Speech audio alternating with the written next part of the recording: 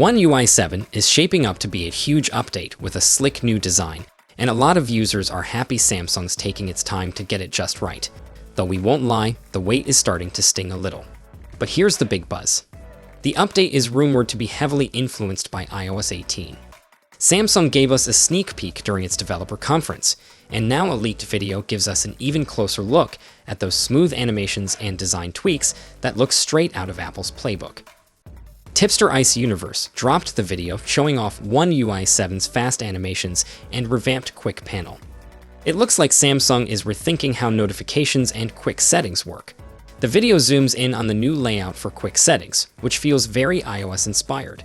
It's like Samsung's taken a page from Apple's Control Center, splitting notifications from quick settings on the lock screen. We've seen this style popping up in other Android skins recently, but now it's clear One UI 7 is getting its own twist. The leaked video shows One UI 7's quick settings with an iOS-style bubble makeover. The top row has two big bubbles for Wi-Fi and Bluetooth toggles, while things like airplane mode, location, and flashlight are tucked into rounded rectangles below. You'll even be able to customize what you want to show or hide. Pretty neat, right? One UI 7 isn't shy about borrowing from iOS.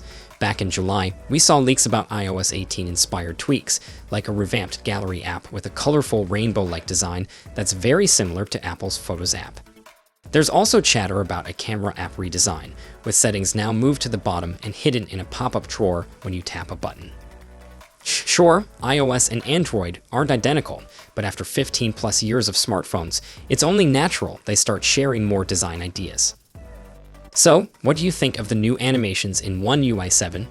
Drop your thoughts in the comments below. I'd love to hear from you. Until next time, take care.